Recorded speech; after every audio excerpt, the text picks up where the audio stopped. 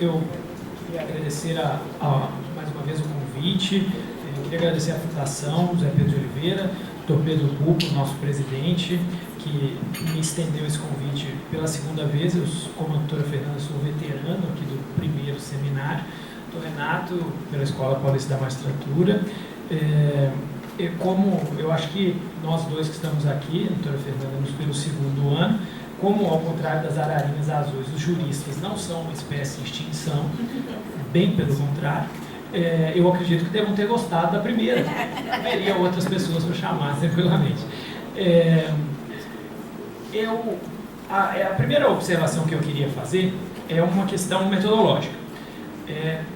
E pedindo desculpas às pessoas que não são da área jurídica que vieram para assistir. Esse é o painel mais técnico do evento, dentre todos os temas. Então, peço desculpas a quem não é da área jurídica, porque realmente é uma discussão mais ácida. Mas, como todo profissional tem umas coisas que o profissional não faz, né? Todo profissional que você procura pode dizer, isso eu não faço. Uma coisa que eu não faço como palestrante é fugir do tema. Isso eu não faço porque eu assisto mais palestras do que dou. Dou muitas, mas assisto acho que mais ainda. E eu gosto quando o palestrante foge do tema, porque a gente veio aqui para ver o que está no tema. Então eu vou falar do tema. E curiosamente, acho que o doutor Pedro deve saber disso quando escolheu o tema, ou o doutor Renato quando escolheu o tema, esse é o tema do meu mestrado.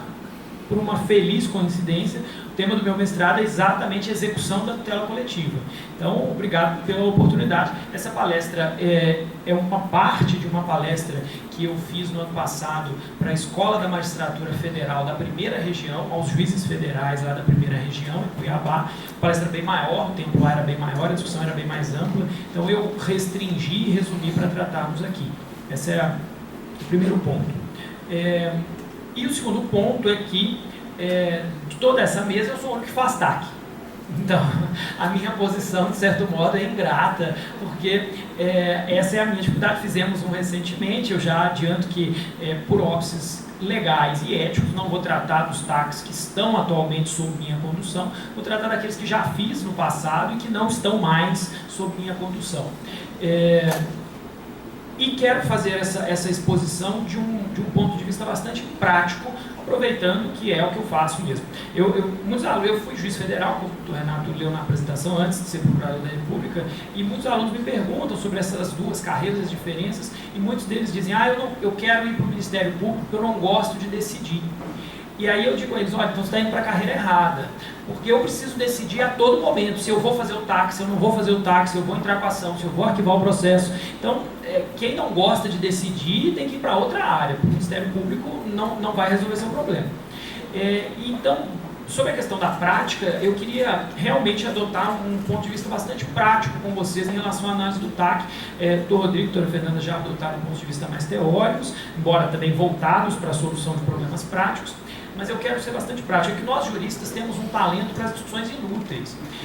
Eu costumo dizer aos meus alunos que se o projeto Genoma fosse o projeto Genoma que mapeou todo o DNA humano, uma missão fantástica e de pouca probabilidade de realização quando foi iniciado, se o projeto Genoma fosse um projeto jurídico, nós ainda estaríamos até hoje discutindo a natureza jurídica do genoma e estaríamos discutindo se DNA é a melhor denominação. Talvez devêssemos chamar de outra coisa.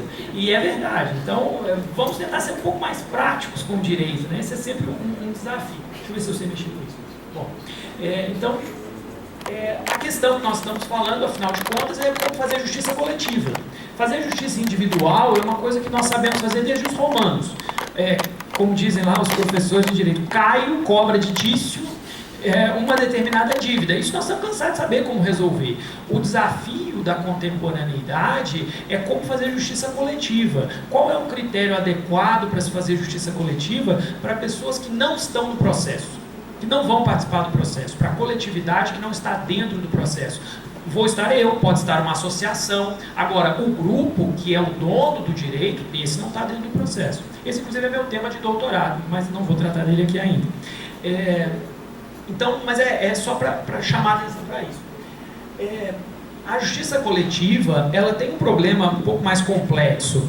A justiça coletiva limita a via de acesso à justiça de pessoas que não acessaram a justiça. Se amanhã alguém achar ruim o TAC que eu fiz ou a sentença que a Fernanda proferiu numa ação civil pública, a pessoa não tem muito o que fazer, a não ser em hipóteses restritas estabelecidas no Código de Defesa do Consumidor, por exemplo, a improcedência por falta de provas. Fora disso, se você não gostar, você vai ter que se conformar. Então, se eu fizesse um TAC com uma usina de Paulínia para reduzir a poluição ambiental, ao invés de acabar com ela, as pessoas que são vizinhas dessa, ou se a Fernanda desse uma sentença lá em Paulínia para determinar a redução da poluição ambiental e não para acabar com ela, as pessoas que são vizinhas dessa usina iam ter que se conformar com isso, porque a decisão ela abrange toda a coletividade. Esse é um aspecto também bastante polêmico, bastante complicado, que tira o sono de todo mundo que trabalha com isso todos os dias.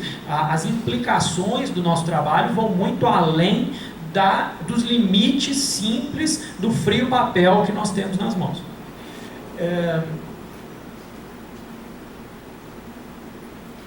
E ainda é difícil trabalhar com questões coletivas. Eu coloco um exemplo aqui que depois eu trataria com mais calma se houvesse tempo, da educação em São Paulo. Na década de 90, o Estado de São Paulo resolveu que as crianças, para entrar na escola, na primeira série, tinham que ter necessariamente 7 anos completos, e restringiram o ingresso na escola, por uma razão de política pública que aqui não vem ao caso.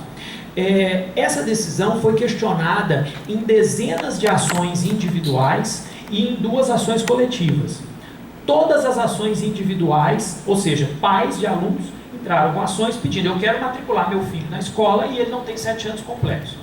E o Ministério Público do Estado de São Paulo ingressou com 2 ações civis públicas pedindo a mesma coisa para todos os alunos, não para alunos específicos. Todo mundo que entrou com a ação individual ganhou. As 2 ações coletivas foram perdidas. Então, quer dizer, ainda há uma resistência à justiça coletiva.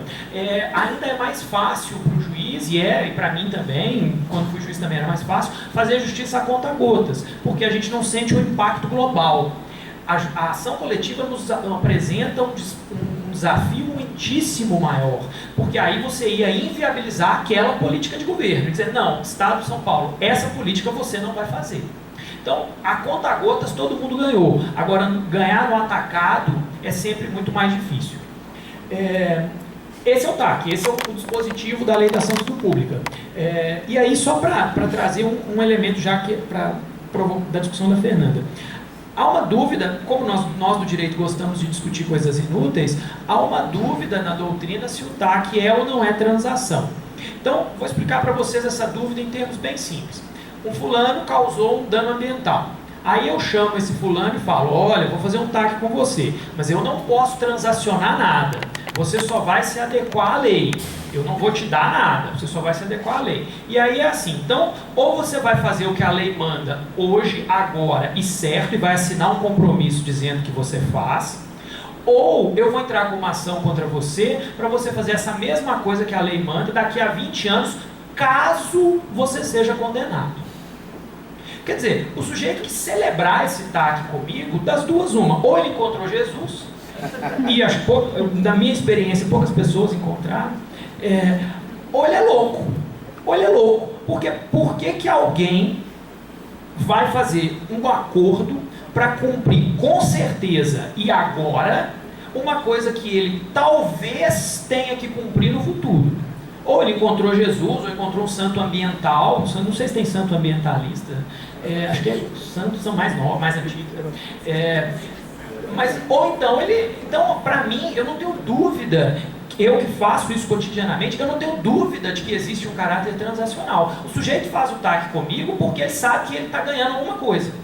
Ele sabe que se for para o processo, de alguma forma vai ser pior. Ele vai ter que pagar o doutor Rodrigo, que vai cobrar caro os honorários dele, ele vai ter que, eventualmente depois, vai ter que ter uma condenação maior, ele vai ter que pagar uma multa. Então é óbvio que ele está vendo uma vantagem. Se fosse simplesmente trazer para o presente algo, para o presente certo, algo futuro incerto, eu tinha que interditar todas as pessoas que fizeram TAC comigo, porque seriam todos loucos.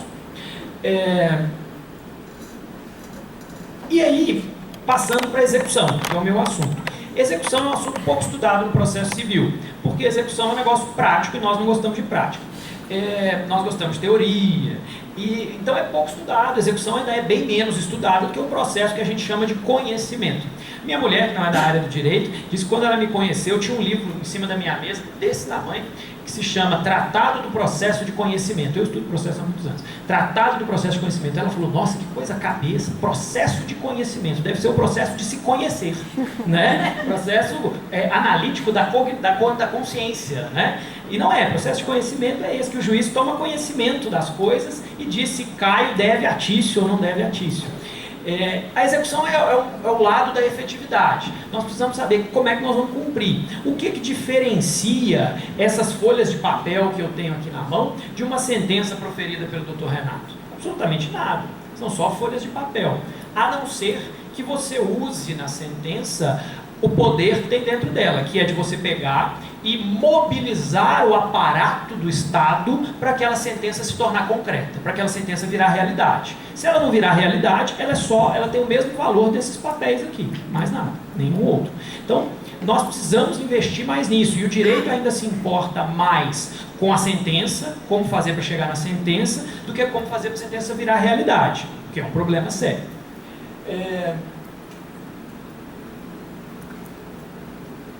Então, qual é a nossa questão, qual é a nossa dificuldade aqui nos táxis? Concordo com o Dr. Rodrigo, gênero, número e grau.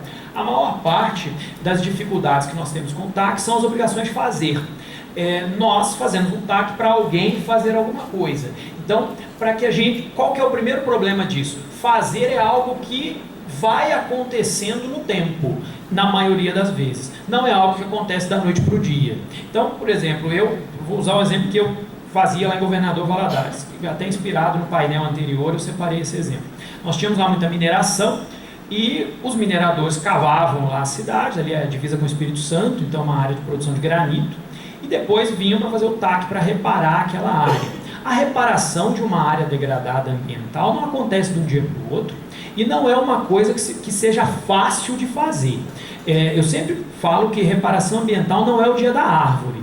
Não adianta você juntar todas as crianças de uma escola e cada um plantar uma árvore e ir embora. Se você fizer isso, daqui a um mês todas essas árvores estão mortas e você não recuperou absolutamente nada. Eu tenho TACs hoje nessa situação. Então não adianta fazer o dia da árvore e plantar árvore. Plantar árvore é o mais fácil.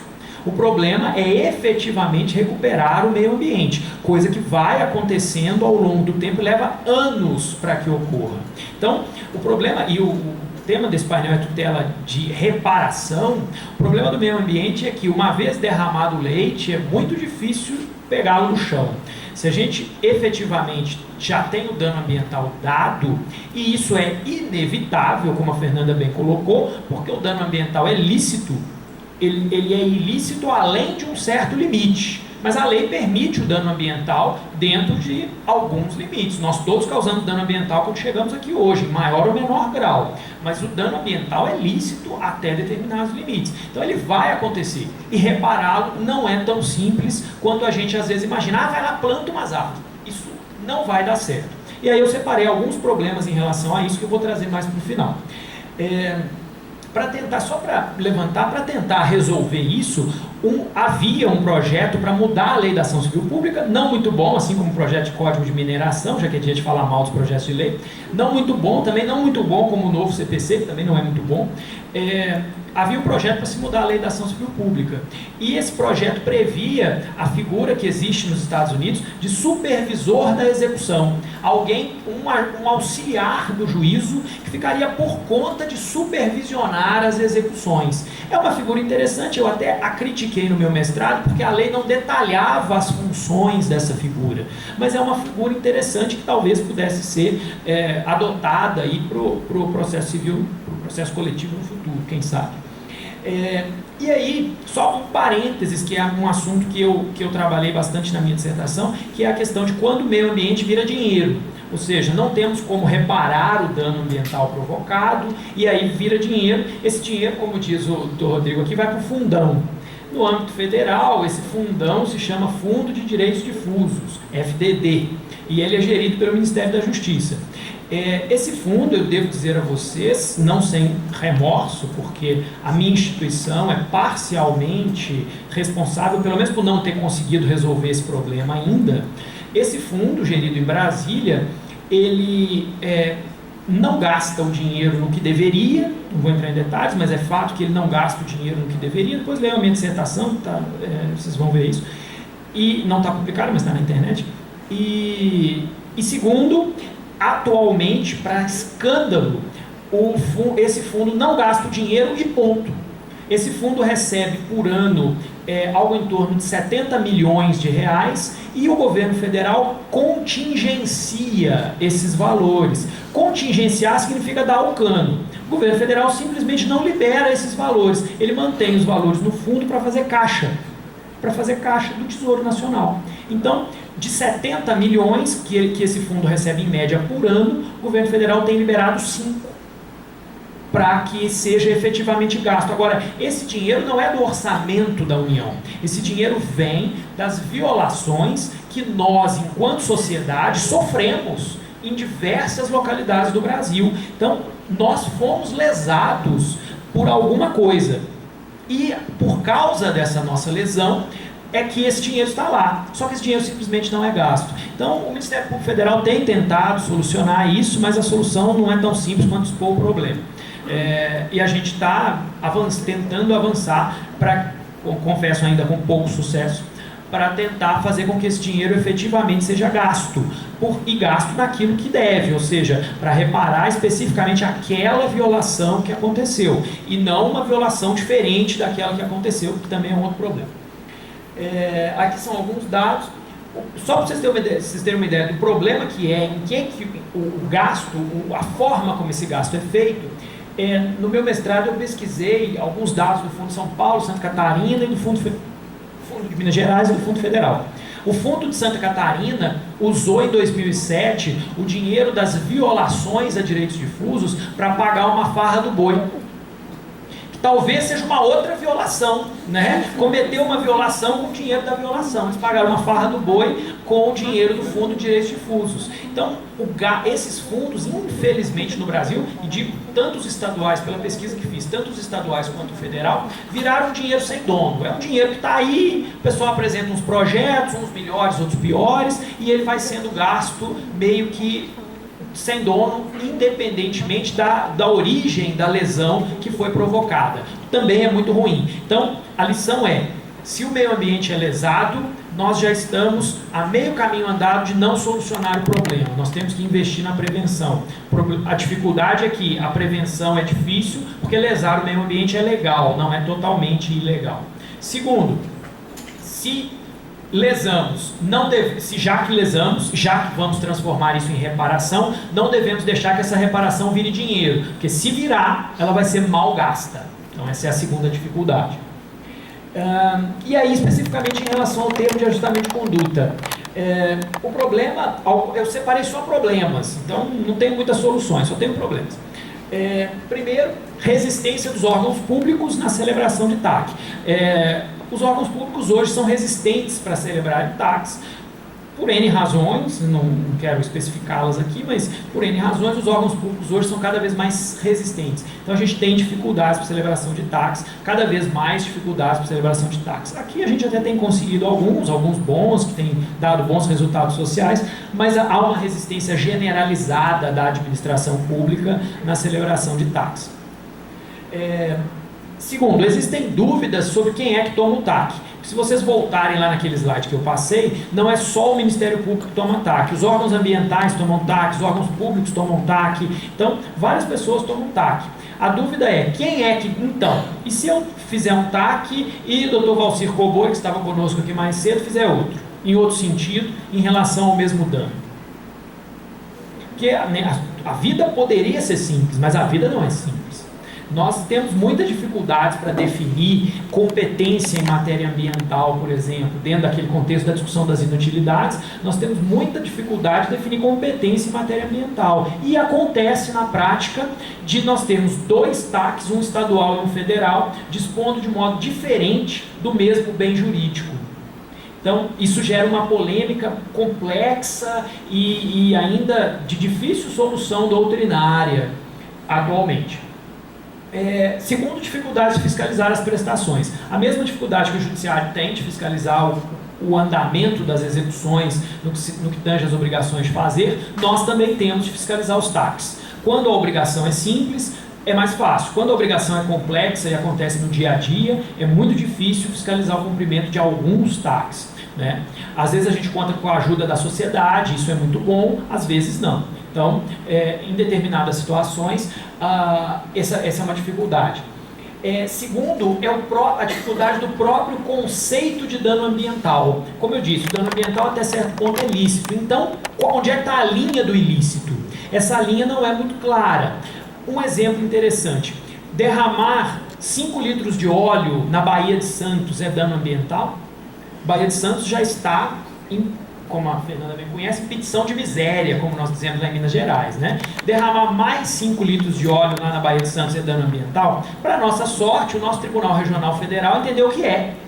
Curiosamente, eu até me surpreendi quando descobriu isso. O nosso Tribunal Regional Federal, numa decisão até, na minha opinião, interessante, corajosa, disse sim, é sim. A Baía já está totalmente estragada, mas ainda assim, qualquer contribuição à poluição da Baía deve ser reparada. E aí vai ter que ser reparada com indenização, porque não tem como limpar os 5 litros que você jogou e também não tem como imputar uma pessoa que limpe a Baía inteira. Até porque isso não vai acontecer. Então, essa é uma situação complexa. Qual é o conceito de dano ambiental? O pessoal da Bacia do PCJ, Comitê da Bacia do PCJ, muito atuantes, eles sempre dizem isso: olha, o sonho de todo município é exigir que o rio chegue nele com categoria 1, que é a mais pura possível, e saia dele com categoria 5. Porque aí ele não precisa gastar com tratamento de água e não precisa gastar com tratamento de esgoto. É o interesse, é o sonho de todo município. O problema é o contrário, é o que está embaixo, que vai receber 5 e vai ter que tratar aquilo para poder chegar no nível passível de consumo humano. Então, o próprio conceito de dano ambiental não é algo simples de se definir. Então, a gente está se tratando com uma melhoria. Há outro problema de não ser simples de se definir é o seguinte: os órgãos ambientais muitas vezes exigem do empreendedor a simples reparação do dano. Você minerou ilegalmente, então você vai reparar a área, como os palestrantes do painel anterior disseram. Meu amigo, reparar a área é o que você já devia ter feito, não precisava nem mandar você fazer. Isso é uma obrigação inerente ao exercício da sua atividade. Então, isso não é reparação ambiental. O sujeito vai lá, minera uma coisa ilegalmente. Se ele tem que reparar a área, isso é inerente à mineração. Ele não está reparando nada. Ele está simplesmente cumprindo uma obrigação que ele já teria que cumprir. Então, o cuidado que a gente deve ter nos TACs é que os TACs não devem ser apenas para obrigar a pessoa o que ela já ia ter que fazer mesmo. Porque senão você estimula o ilícito. Passa a dar lucro lesar o meio ambiente. Se eu lesar 20 vezes e for pego em 10, eu lucrei 10, porque afinal de contas, naquelas 10 eu só fiz aquilo que eu já ia fazer de qualquer jeito mesmo. Então, nós temos que investir nos TACs para que eles sejam formas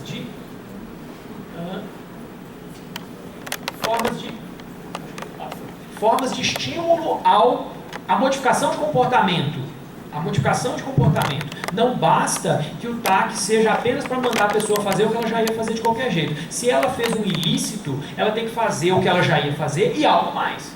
Ela tem que ter uma reparação a mais em decorrência do ilícito. Então, se você minerou licitamente, você só tem que reparar a área. Se você minerou ilicitamente, você tem que reparar a área e fazer algo mais, porque você acarretou um dano ilícito ao meio ambiente. Então, isso é uma consciência que a gente precisa ter. E às vezes os órgãos públicos ambientais não têm essa visão. Eu vejo alguns casos que o órgão fala: não, por exemplo, sujou uma área. Não, a área vai se recuperar sozinha. Você só isola e espera o meio ambiente se recuperar. Isso é um equívoco, porque você estimula aquela pessoa suje cada vez mais. Porque aí ela suja e isola, suja e isola, suja e isola. Então, se você não tem uma tutela punitiva daquele dano causado, para você acarretar a modificação de comportamento, você estimula o comportamento ilícito.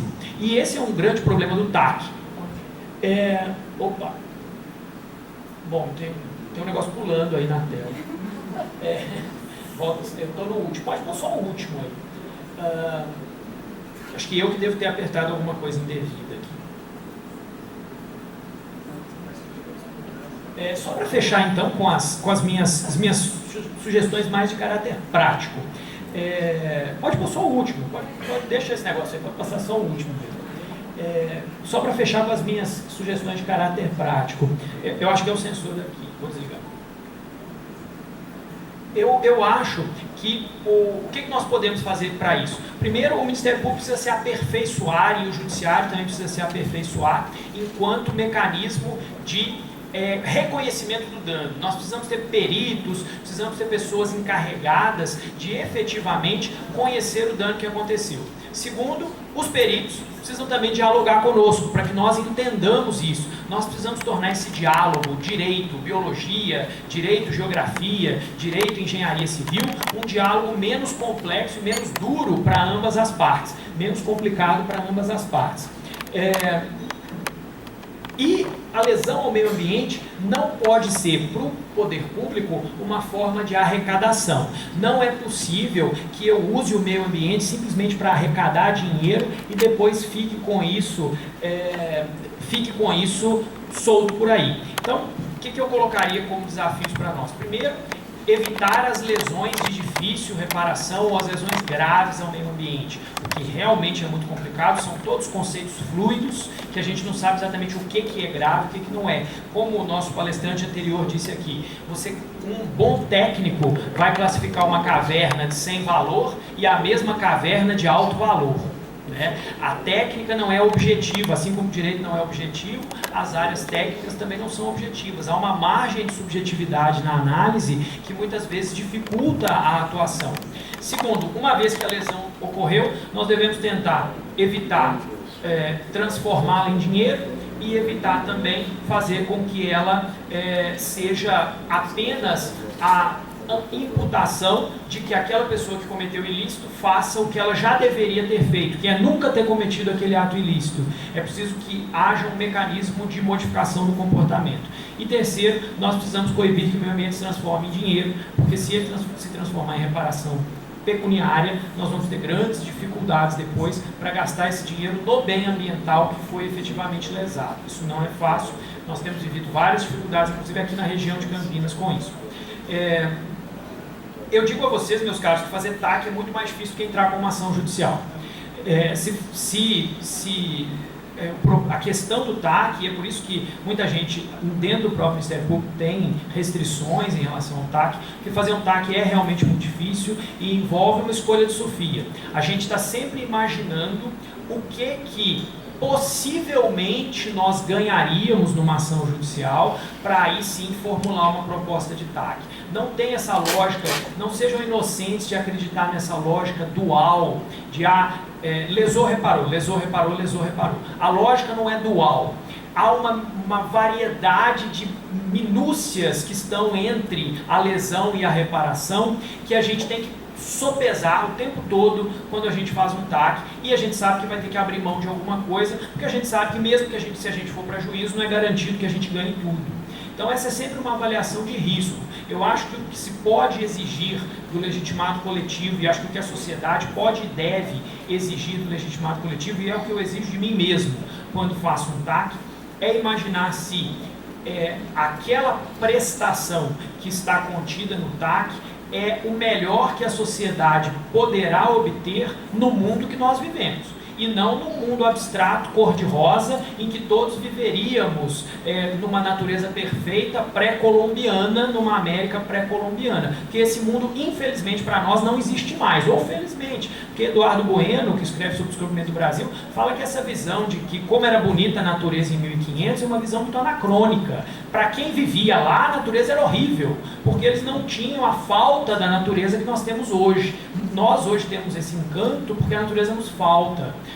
Não para quem estava lá que tinha natureza abundante. Então, como esse mundo não existe mais, eu acho que o que a gente precisa ter em mente, e é o que eu tenho quando faço TACs, é que aquela prestação é o melhor que a comunidade vai obter,